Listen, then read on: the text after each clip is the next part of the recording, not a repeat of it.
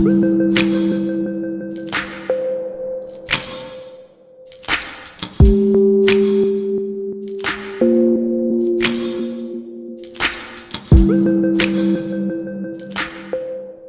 Romanos, no capítulo de número 5.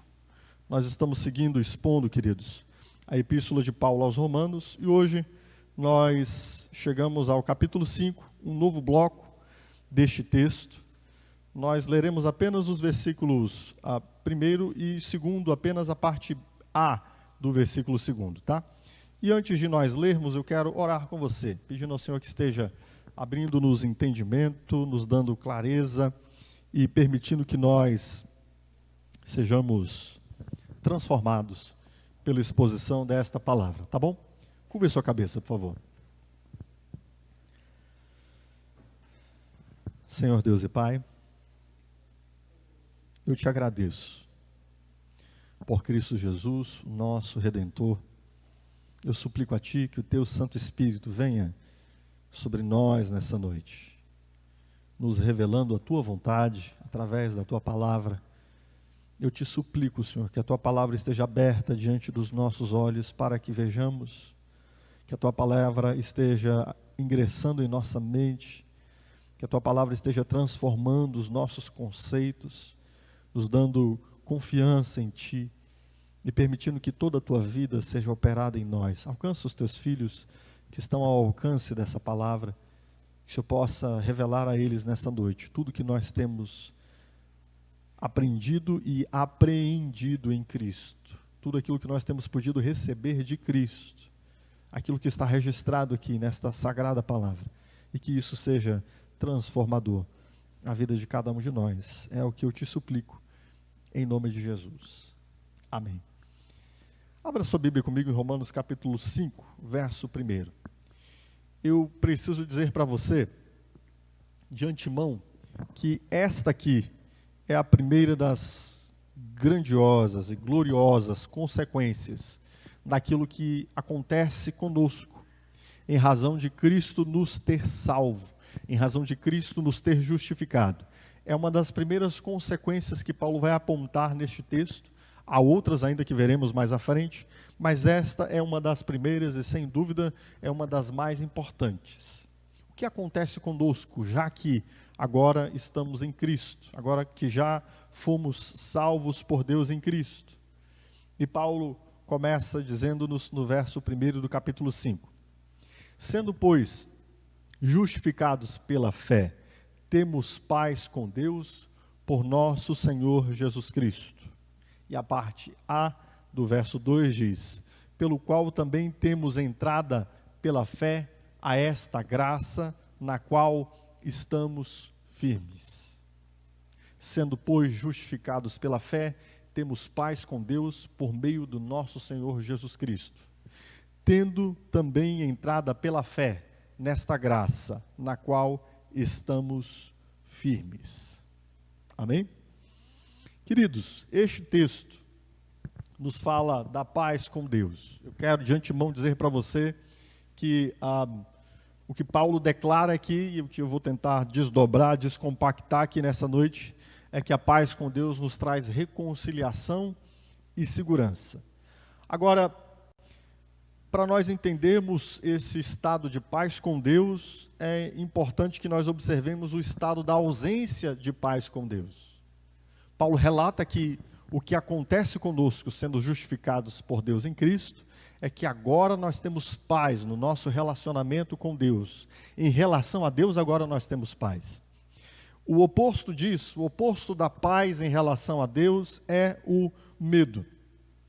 O medo traz insegurança, o medo é esse estado de ausência de paz. E o que é o medo, queridos? O que a palavra medo remete a nós? Se você buscar uma descrição da palavra medo, você vai ver que medo é algo do campo das nossas afeições, dos nossos sentimentos, certo? Nós sentimos medo.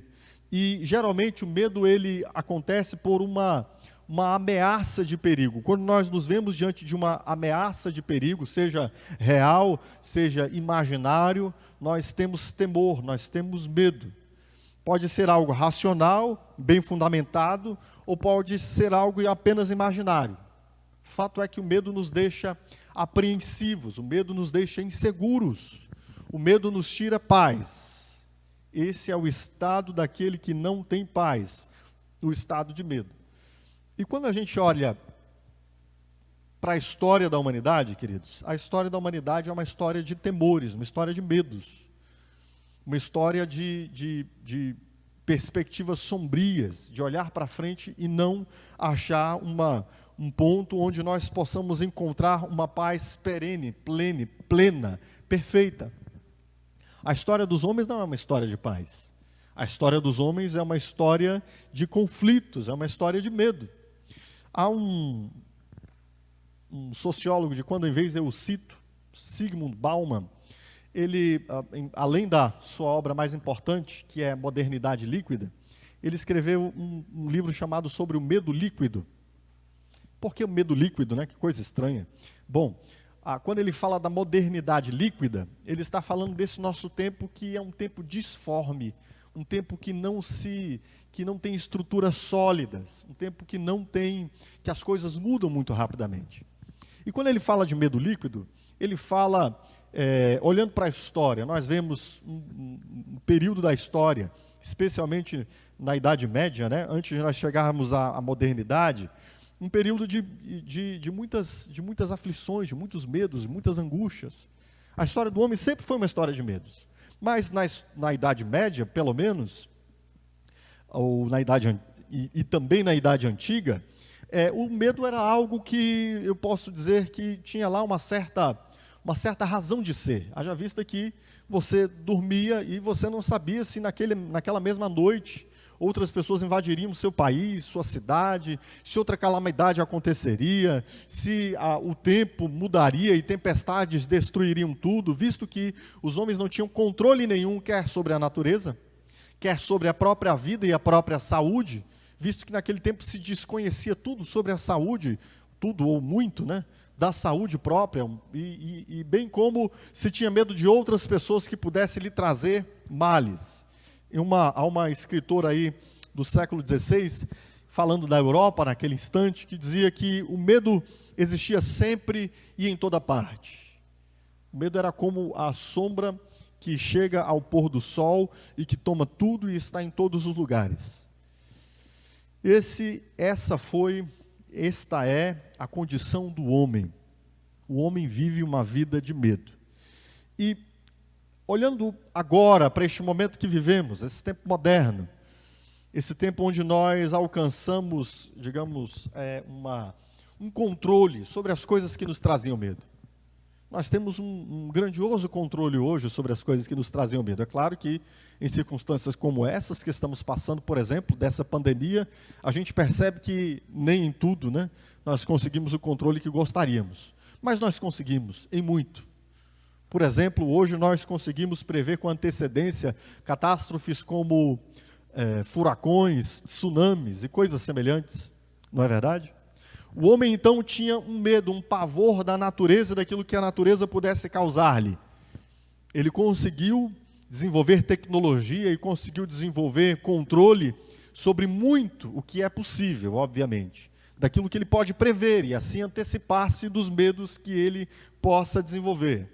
O homem conseguiu desenvolver-se buscando evitar o medo da destruição do corpo, a morte. Nós evoluímos em nossa medicina, nós conseguimos vacinas, erradicamos quase a totalidade das pestes sob a qual o homem esteve debaixo durante toda a sua existência. E nós hoje temos domínio sobre diversas delas. E pasme, já se fala em vacina para o coronavírus disponível a partir de janeiro do ano que vem. Já ouvi notícias que falam de até, quem sabe, o mês de outubro, alguns laboratórios conseguirem trazer resposta a isso que nós estamos vivendo agora. Coisa que era inimaginável há dezenas de anos atrás. Nós conseguimos, numa boa medida, em grande medida, um controle sobre a nossa saúde, aquilo que poderia trazer medo, o perder a vida. Existe também o medo que nós tínhamos do outro, de nos violentar, o outro nos fazer mal, nós construímos estados de direito, que tem uma justiça efetiva. Se antes você tinha de contar com olho por olho e dente por dente, né? A lei, o Código de Hammurabi, que prevê essa lei, está falando da perspectiva de você fazer juízo próprio, ou seja, se tinha medo de que você pudesse ser injustiçado, mas na perspectiva de que não existe um Estado para cumprir o direito em seu favor, você pode levantar a sua mão e ferir alguém que te fere. Hoje não, hoje nós não precisamos desses recursos, hoje nós temos o Estado, que mesmo que olhemos e vejamos que talvez não faça isso de modo perfeito, isso nos traz paz, isso nos traz segurança, não é verdade? De um modo geral, nós entendemos que as pessoas que transgridem a lei, que violentam outras pessoas, que fazem mal a outras pessoas, nós entendemos que essas pessoas estarão debaixo da espada da lei, não é verdade? Ou seja, nós avançamos em muito se comparado com as pessoas que viveram antes de nós. Nós vivemos numa sociedade, especialmente nós do mundo ocidental, vivemos numa sociedade onde nós teríamos tudo objetivamente para nos sentirmos seguros e sem medo. Certo? Mas é o que acontece? Não é o que acontece. Nós vivemos na era objetivamente mais segura de todas. Olhe para os nossos antepassados, olhe para as nações, civilizações que viveram antes de nós, eles não gozavam, eles não tinham a segurança que nós temos hoje. Em contrapartida, nós vivemos um tempo de provavelmente maiores medos do que viveram os nossos antepassados. E por que o medo é tão presente na vida humana? Especialmente o medo da morte. Por que nós temos medo da morte? Qual é a razão para termos medo da morte? Inclusive, nesse livro, Zygmunt Bauman vai dizer que o medo da morte é o medo primal e talvez seja o protótipo e arquétipo de todos os medos. O que ele está dizendo com essas palavras difíceis é que tudo se origina, todo medo se origina do medo da morte. A morte é a mãe de todos os medos e todos os outros medos que temos foram gerados do medo da morte. E onde começa este medo da morte? Por que nós temos medo de morrer? O medo da morte, queridos, inicia-se em Gênesis 3, capítulo 10. O medo se inicia em Gênesis 3, capítulo 10. Ali se inicia o medo.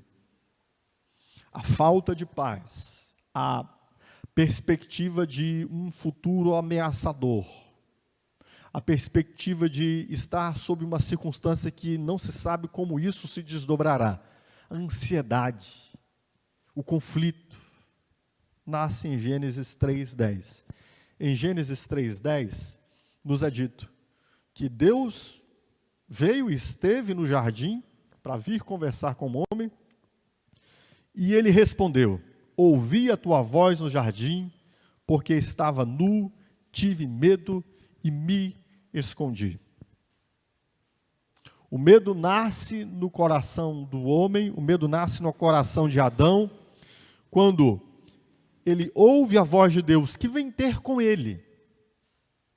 Mas, sabendo Adão que havia transgredido a sua aliança com Deus, ao invés de paz e ter uma grata tarde na presença de Deus, o que ele teve foi medo. Por que ele teve medo? Porque ele transgrediu a aliança. Ele foi infiel a Deus. Por que ele teve medo? Porque ele desobedeceu os mandamentos de Deus, não confiando em Deus. Por que ele teve medo? Porque ele sabia que não estava em condições de apresentar-se diante de Deus. Ele estava nu. Por que ele teve medo? Porque ele próprio estabeleceu um conflito entre ele e Deus, através da sua rebeldia. A sua desobediência a Deus não foi apenas desobediência, foi rebeldia. E a rebeldia causou um conflito entre ele e Deus. Por que ele teve medo? Porque a consequência da desobediência de Adão era a morte. Ele teve medo porque ele sabia que, diante de Deus, ele estava para enfrentar o juízo decorrente daquilo que ele houvera feito. do seu pecado contra Deus. Por isso, ele teve medo. Teve medo da morte. Teve medo de apresentar-se diante de Deus. Teve medo de apresentar-se nu diante de Deus. E eu perguntaria, afinal de contas, não é esta realmente a razão do medo da morte? O medo de apresentar-se diante de Deus? Não é a razão do nosso medo de Deus, o medo de sermos encontrados nus, visto que transgredimos o seu mandamento? Não é esse o nosso estado? Este medo de morrer e apresentar-se diante de Deus que Adão tem, é um medo justificado, queridos. Há medos que são injustificados. Há medos que nós não deveríamos tê-lo. Mas este medo que Adão teve de apresentar-se diante de Deus era um medo justificado, visto que ele havia desobedecido a Deus e visto que ele havia quebrado, transgredido a aliança que ele tinha com Deus e que Deus, sendo justo, deveria puni-lo como havia dito. Deus havia dito a Adão que ele morreria no dia em que ele comesse do fruto. E por que nós continuamos com medo, queridos? É só olhar para aquilo que Paulo nos relata no capítulo 1 de Romanos, do verso 18 em seguida, que nós vimos aqui na exposição que fizemos. Nós continuamos com medo porque nós continuamos rebeldes contra Deus. E essa rebeldia contra Deus, inequivocamente, certamente, ela trará como consequência o juízo de Deus. E qual é o juízo de Deus contra o homem, queridos? Condenar-lhe ao inferno. Por isso o homem tem medo. Especialmente medo de Deus, medo da morte, medo de encontrar-se com Deus. O Senhor Jesus diz em Mateus 10, 28, que inclusive esse medo é um medo importante de tê-lo. Ele diz assim: não temais os que matam o corpo e não podem matar a alma. Temei antes aquele que pode fazer perecer no inferno tanto a alma como o corpo. Entende? Daí se deriva o medo. O medo se deriva da nossa desobediência a Deus e da justiça de Deus. Não é da maldade, não é da perversidade de Deus, não, queridos, da justiça, de Deus ser justo.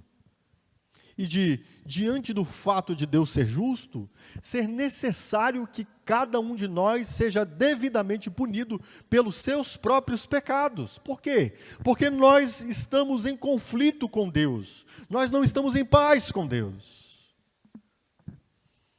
Por isso, é que é devido esse medo a Adão, e este medo, de uma forma última, é devido a todos os homens. Se nós pensarmos bem, todos os outros medos nossos derivam do medo da morte. Bauman foi preciso, ele não é nem psicólogo, ele é sociólogo, mas ele foi preciso nessa afirmação, não é verdade? Observe bem, temos medo de quê? Temos medo de sermos assaltados, por quê? Medo da morte. Temos medos de muitas coisas que no final das contas se desdobram sobre a morte.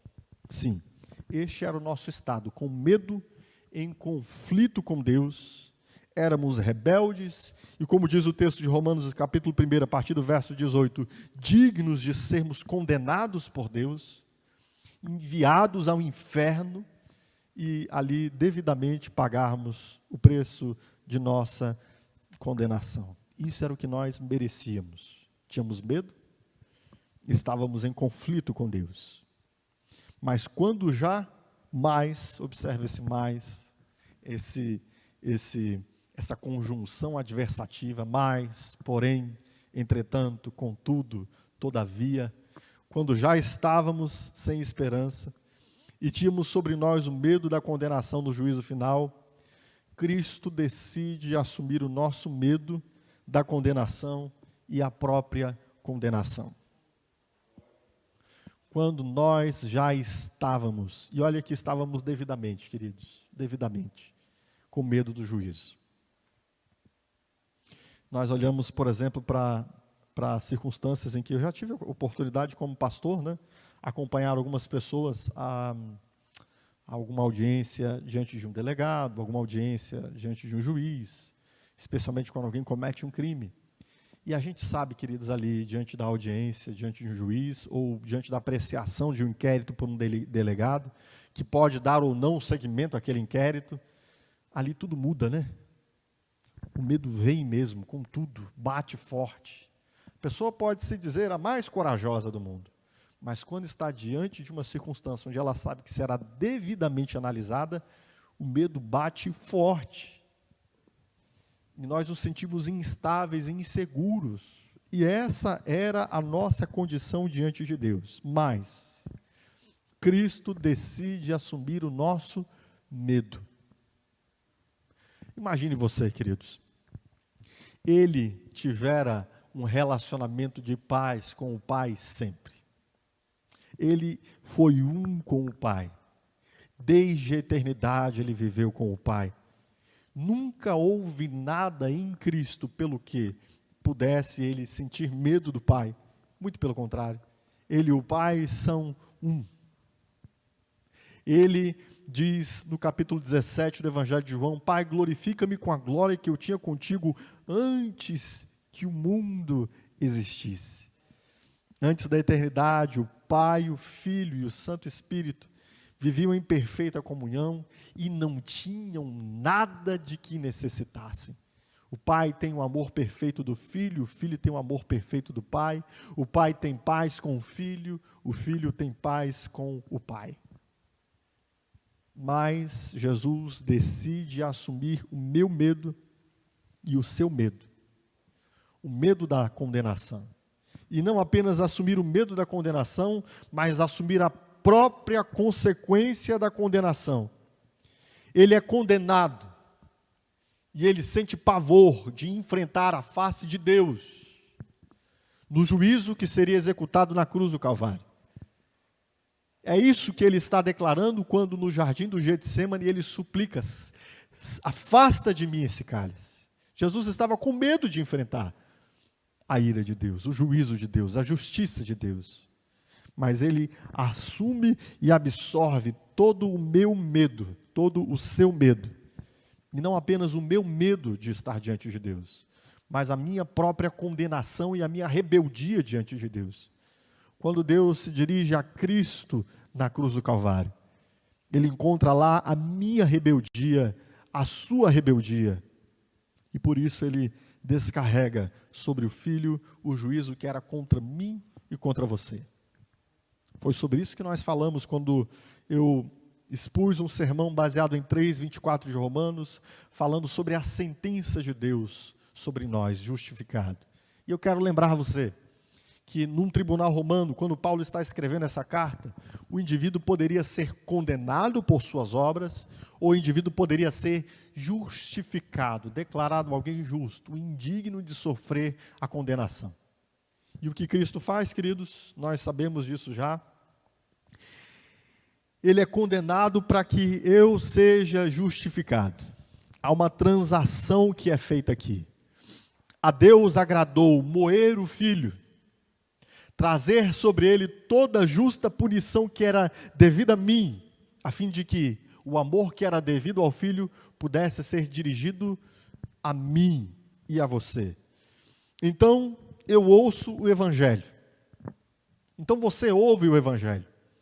Então, nós ouvimos que a palavra de Deus diz sobre o que Cristo fez por nós. Nós cremos em Cristo. Cremos que Deus amou a nós e pagou um preço por nós, pelo nosso resgate. Cremos que Cristo absorveu a ira de Deus contra nós e nós cremos que Ele foi condenado para que nós fôssemos, o que, queridos? Justificados. E o que é ser justificado, queridos? Ser declarado de uma só vez por todas, diante do tribunal de Deus, como alguém que agora não tem mais nada a pagar. Mais nada a pagar. Você consegue imaginar o alívio de alguém que, sob muitas acusações, de muitos graves crimes, de repente no tribunal, inesperadamente, e a contrário de todas as provas que estavam nos autos, o juiz bate o martelo e diz: você está livre? Você consegue imaginar? Pois bem, é isso que aconteceu conosco. O que aconteceu com você que creu em Cristo? O que aconteceu com você que um dia sentiu medo de Deus, sentiu medo de encontrar-se com Deus? O que aconteceu com você que um dia teve medo do juízo final? Justamente, e eu também, justamente. O que aconteceu conosco? A palavra de Deus nos diz que nós fomos justificados. Olha o que diz os últimos versos do capítulo 4, da Epístola de Paulo aos Romanos, falando sobre o que aconteceu conosco. No verso 23, verso 22 do capítulo 4, ele diz assim: em consequência, isto lhe foi creditado como justiça. As palavras lhe foi creditado não foram escritas apenas para ele, Abraão, mas também para nós, a quem Deus creditará a justiça, a nós que cremos naquele que ressuscitou dos mortos, a Jesus, nosso Senhor. Ele foi entregue à morte por nossos pecados e ressuscitou para nossa justificação. O que aconteceu conosco, queridos? Nós aguardávamos um dia depois da morte, quando Deus chamaria todos os homens diante de si, e isso vai acontecer. O Senhor Jesus fala disso diversas vezes nos seus sermões, na sua pregação, que haverá um dia em que Ele virá para julgar os vivos e os mortos.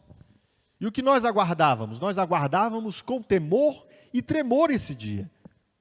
O dia em que nós estaríamos descobertos e nus na presença de Deus, Ele nos julgaria por cada um de nossos pecados. E ali no último dia, no dia do juízo final, seria dada a nossa sentença. Mas nós sabíamos já qual era ela. Qual era a sentença? Condenados. Contudo, o que acontece conosco? Acontece conosco que Cristo já veio para morrer e sofrer a condenação no lugar daquele que crê nele.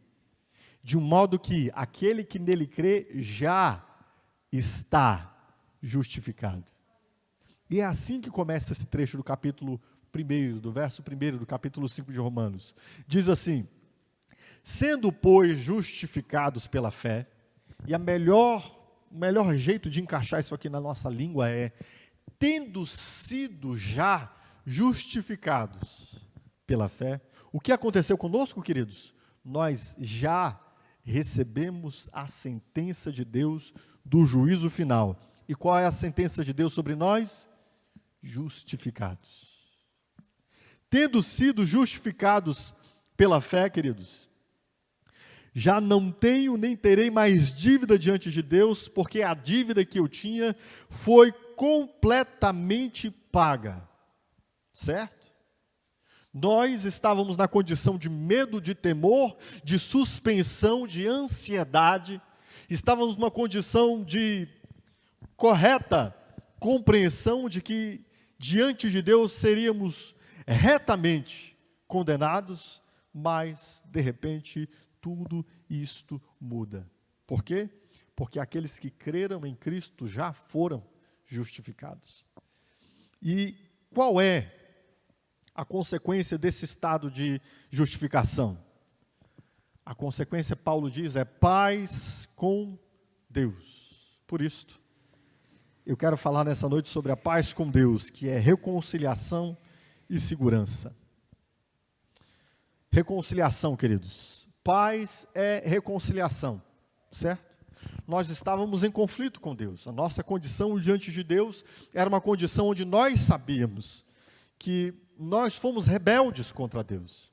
Nós dirigimos o nosso punho cerrado na direção de Deus. O nosso relacionamento com Deus estava quebrado. Por conta de quem? Por conta de nós mesmos. Mas agora eu posso ter um relacionamento de paz com Deus, sabendo que eu sou amado e querido. Agora já não há mais um ambiente de conflito entre mim e Deus. Agora, se eu fui justificado, se eu fui salvo, O meu relacionamento com Deus é um relacionamento digno da vida de Cristo. O relacionamento que Cristo tem com o Pai, pois bem, é este o relacionamento que nós temos agora. É interessante que Paulo ainda vai falar sobre a adoção referente a isso que Deus fez conosco, mas ele nem está tratando disso aqui ainda. Basta que nós saibamos que antes nós estávamos em uma relação de conflito com Deus, que nós tínhamos medo de Deus, mas agora o que nos resta diante de Deus, queridos? Paz. É interessante que há um texto no Evangelho de Lucas, capítulo 15, você conhece bem esse texto, que fala-nos do jovem pródigo, que ele, por si mesmo, decidiu criar uma causa entre si e seu pai. Ele mesmo disse, de um certo modo, que ele tinha por maior riqueza os tesouros que seu pai tinha, que o seu relacionamento com o seu próprio pai. Ele mesmo abriu mão de estar na casa do seu pai e de relacionar-se com seu pai para fazer aquilo que o seu coração se inclinava a fazer, a desobediência ao pai, a afronta ao pai. E o texto bíblico diz que um dia ele caiu em si.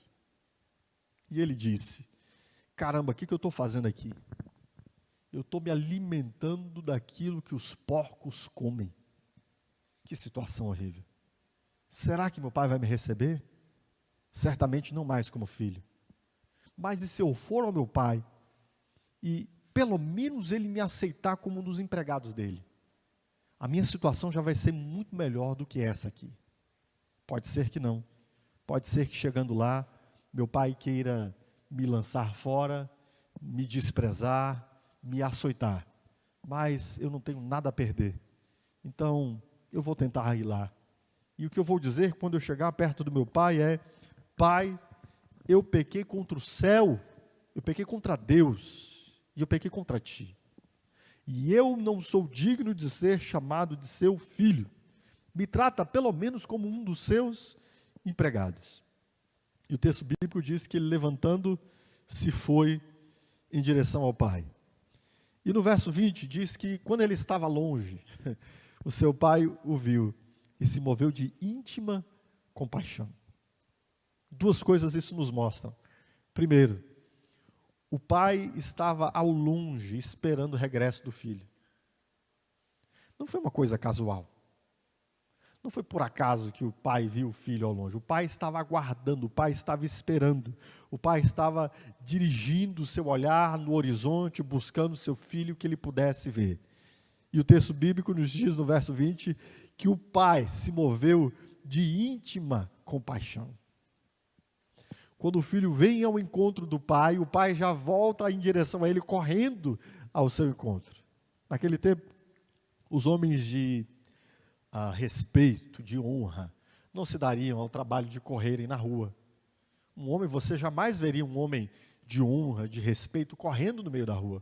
Mas o texto bíblico diz que esse pai, que era um destes homens, que tinha grandes propriedades, um homem reconhecido pela circunvizinhança, ele não está nem aí pelo que vão pensar dele, pelo que os vizinhos vão contar dele, pelas suas roupas esvoaçantes ao vento. Ele quer ir em direção ao filho e, correndo-se, ele se lança ao seu pescoço e beija o filho. O filho tinha medo do pai. O pai estava ali para repactuar sua aliança com o seu filho. Ele não teve nem tempo de dizer a frase que ele tinha memorizado. Não sou digno, me trata como um dos seus empregados. Em seguida, já rapidamente o pai diz: tragam depressa as melhores roupas e vistam-no, ponde-lhe um anel na mão e sandálias nos pés, e tragam um bezerro cevado, matem-no e comamos, porque este meu filho estava morto e reviveu, tinha se perdido e foi achado.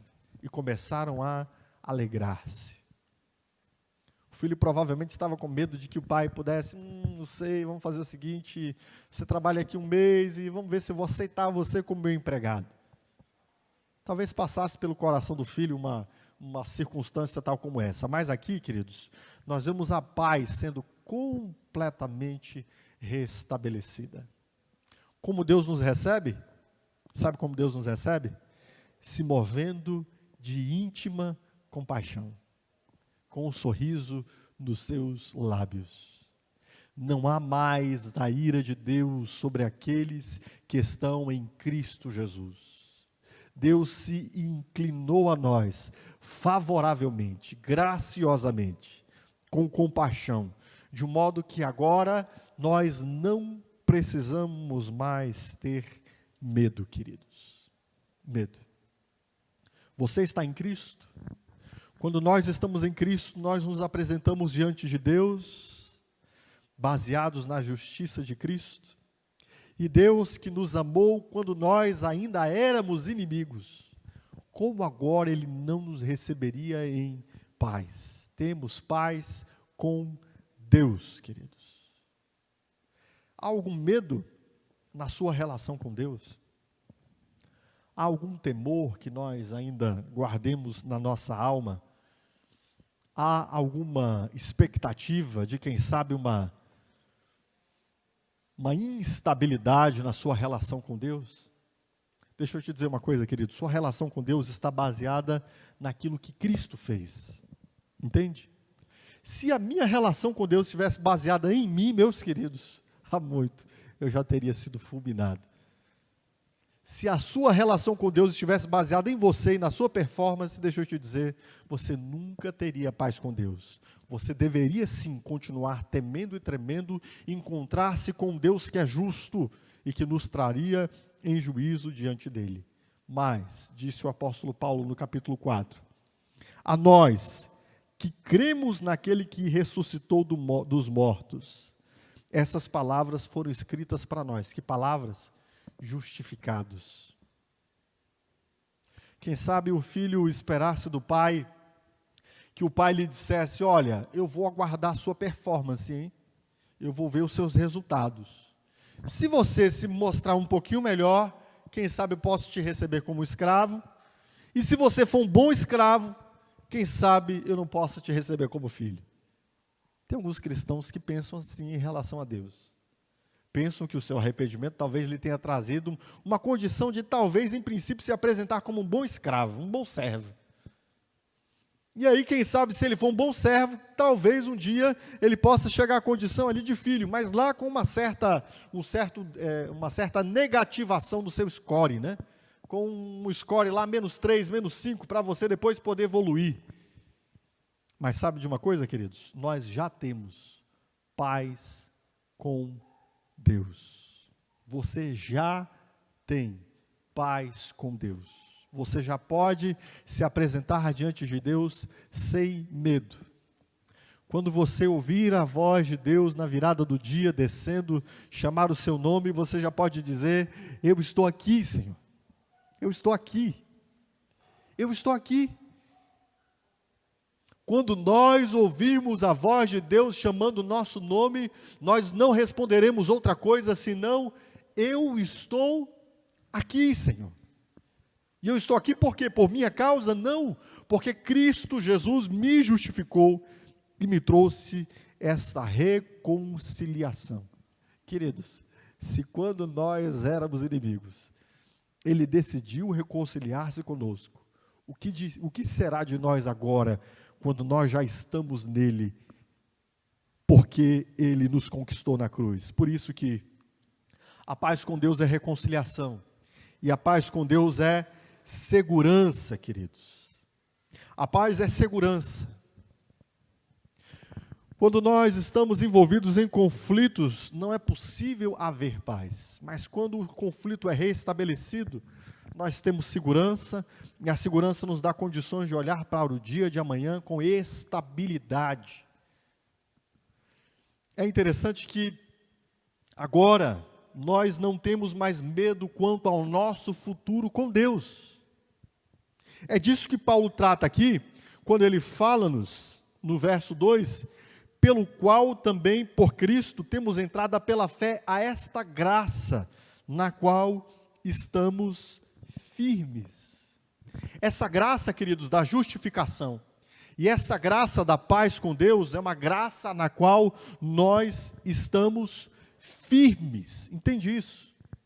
Nós já não temos medo quanto ao nosso futuro com Deus. O que será do meu futuro com Deus? Será que no meu futuro eu ainda terei paz com Deus? Será que no meu futuro eu ainda gozarei de um relacionamento com Deus? Será que eu vou me afastar de Deus? Essa é uma dúvida que muitas vezes perdura em nossos corações.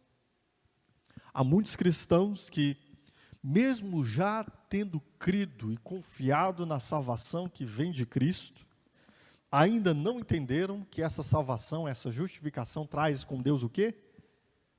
Paz. E paz quer dizer o quê, queridos? Segurança.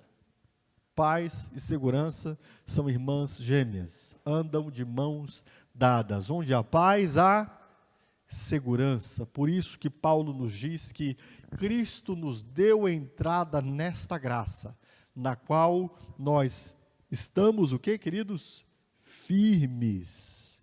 Firmes. Segurança.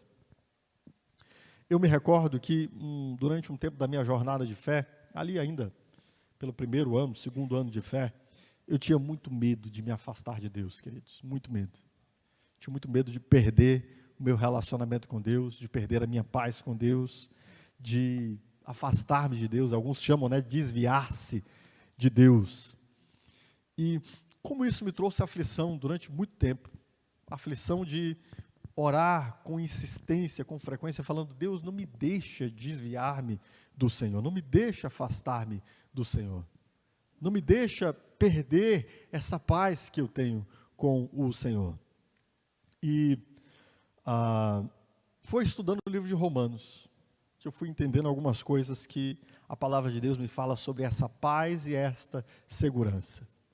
Quando eu descobri que eu havia sido justificado, que Deus houvera dado a sentença do juízo final, meus irmãos, que segurança isso me trouxe. Que segurança. Aquilo que Deus dirá sobre mim no dia do juízo final já foi dito. Nossa, como isso foi uma rocha sólida sobre os meus pés, que se ergueu acima das turbulentas águas que fazem com que nós nos sintamos com medo.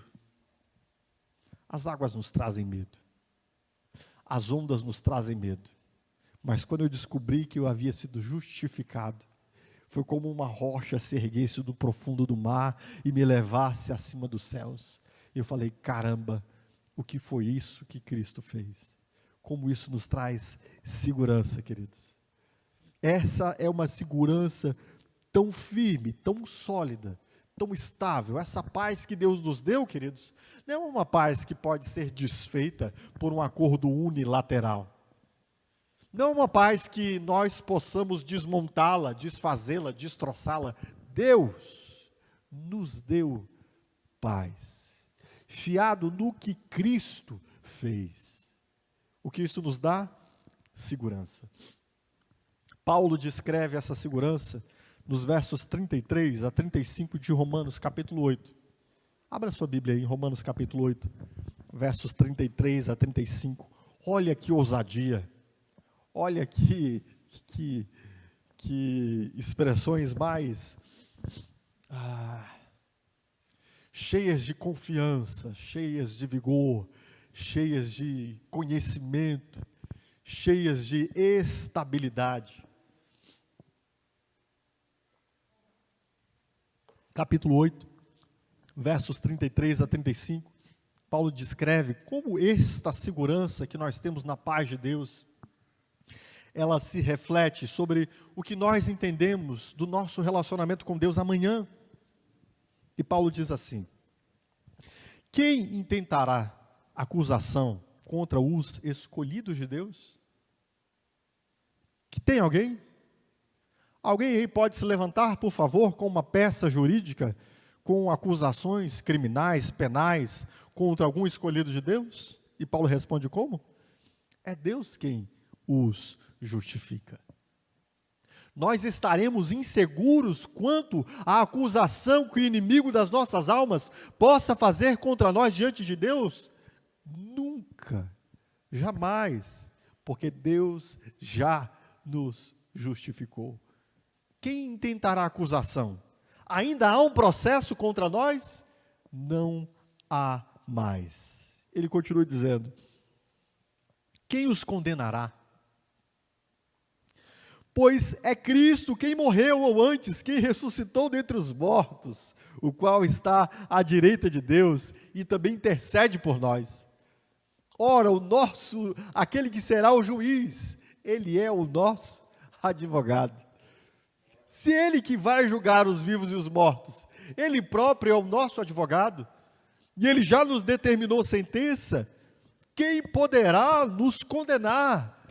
Ora, se é ele próprio quem nos condenaria, ele já nos justificou. E ele continua dizendo: quem nos separará do amor de Cristo? O que pode separar você, meu querido, do amor de Cristo? Daquilo que Cristo fez por você na cruz do Calvário? A tribulação? A angústia? Ou a perseguição? Ou a fome? Ou a nudez? Ou o perigo? Ou a espada?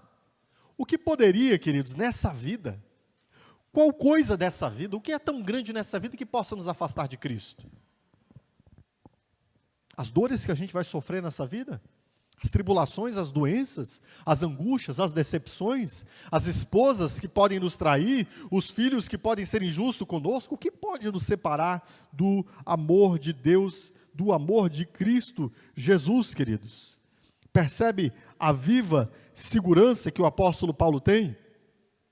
E no verso de 38 ele diz: pois estou convencido de que nem a morte, nem a vida, nem anjos, nem demônios, nem o presente, nem o futuro, nem quaisquer poderes, nem altura, nem profundidade, nem qualquer outra coisa da criação será capaz de nos separar do amor de Deus que está em Cristo Jesus, o nosso Senhor. Entende isso, queridos? A paz de Deus nos traz segurança. Estamos em rocha sólida. O nosso relacionamento com Deus não mudará. Você permanecerá firme no seu Senhor. Entende isso? Compreende isso? Se você tem paz com Deus, você permanecerá em paz com Deus, porque esta paz foi estabelecida dele para com você. Nós merecemos essa paz? De modo nenhum. Tudo o que nós merecemos é medo e condenação. Mas aprove a Deus amar-nos, e nós falaremos mais sobre isso nos versos à frente. Um amor que não pode ser dito, expresso, contado, falado. Por mais que nós passemos a eternidade nos desdobrando sobre o que Cristo fez e como Ele nos amou, nós nunca esgotaremos a expressão deste amor. E este amor com o qual Ele nos amou, quando nós ainda éramos inimigos, quando nós ainda merecidamente tínhamos medo, Ele nos amou. Ele nos amou, e sendo justificados por Cristo Jesus, nós agora temos paz. Então se lembre, essa paz traz reconciliação. Agora você pode ser contado como amigo de Deus. Amigo de Deus. Já não somos mais inimigos de Deus. Já não temos mais o nosso punho cerrado em direção a Deus, muito pelo contrário, com um novo coração que nos foi dado, nós percebemos e os pecados que cometemos atrás, nós olhamos para cada um deles com vergonha, porque agora nós nos entendemos amigos de Deus.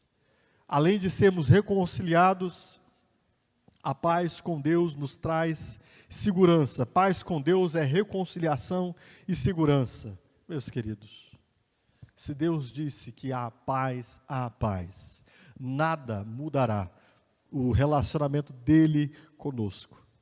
Se você teme, se você temia perder aquilo que Deus fez em você, saiba de uma coisa, ovelhinha, não fique ansioso pensando que é por conta do seu desempenho ou da sua performance que você permanecerá em Deus. Você permanecerá em Deus pelo que Cristo fez. O que Cristo fez em você fará com que você se dirija a Ele, você se incline a Ele. A santificação que está sendo operada em nós, ela se inicia pela obra de Cristo. E o apóstolo Paulo nos diz que aquele que começou a boa obra em nossa vida, Ele é poderoso para completá-lo até o dia do nosso Senhor. Amém, queridos? Portanto, se você for justificado pela fé, você tem paz com Deus, certo? Paz com Deus é reconciliação. Paz com Deus é segurança. Agora você pode vir diante de Deus, estar como filho diante dele, sabendo que, diferente de como imaginava aquele jovem voltando para o seu pai não vai tratar você como um dos seus empregados. Seu pai vai olhar para você, como diz o texto, movido de íntima compaixão. Amém, queridos? Deus olha para nós movido de íntima compaixão. Que coisa gloriosa. Olharmos para um Deus que se dirige a nós movido de íntima compaixão. E agora nós podemos dizer: sim, Pai, já estou indo. Quando Ele chamar pelo seu nome, você pode dizer: tá bom, Senhor, estou indo. Eu posso me apresentar diante de Ti. Já não tenho mais medo. O apóstolo João diz que o verdadeiro amor lança fora todo medo, queridos. Já não há mais medo quando nós nos apresentamos diante de Deus. Só há alegria, gozo e paz no Espírito Santo, como disse o apóstolo Paulo. Amém? Coloque-se em pé neste momento, querido. Se há em você algum medo ainda, algum medo devido, por medo da condenação justa pelos nossos pecados, eu quero dizer a você: se você crer, se você confiar em Cristo Jesus, você é justificado. Se você confiar naquilo que Ele fez na cruz do Calvário, se você disser: Senhor, eu confio na sua morte no meu lugar, você é justificado, você é salvo por Deus. E justificado pela fé, então, como nós nos apresentamos diante de Deus agora, com vergonha e medo? Não, queridos. Nos apresentamos vestidos de vestes brancas, que são a justiça de Cristo, prontos para apresentar-nos diante do Pai, para o banquete que Ele preparou para nós. Amém? Tenha um relacionamento com Deus. Tenha segurança diante daquilo que Deus fez por você. O que Ele fez está feito. Curva a sua cabeça. Senhor Deus, sim, nós tínhamos medo de morrer, inclusive. Nosso medo era de nos encontrarmos contigo, nos apresentarmos diante da tua face. O nosso terror era de sofrer o juízo, de sermos enviados ao inferno, um lugar preparado para o demônio e seus anjos, e todos aqueles que transgrediram os teus perfeitos mandamentos.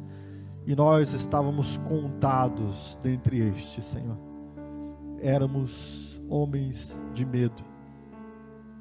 Nós não podíamos nos apresentar diante de Ti, mas o Senhor decidiu nos amar.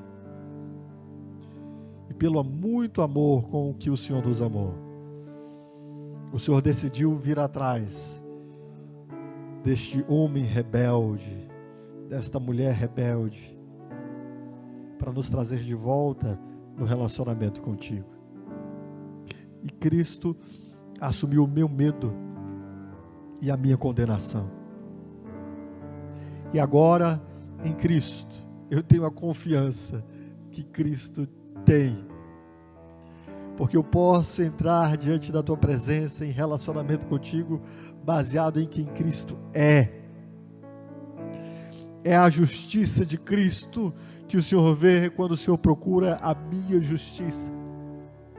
E agora eu tenho paz contigo, Senhor. Obrigado por esta paz que excede a todo entendimento. Esta paz, Senhor amado Pai, que me permite olhar para Ti hoje e dizer: sim, Senhor, eu estou aqui. Pode chamar meu nome, Senhor.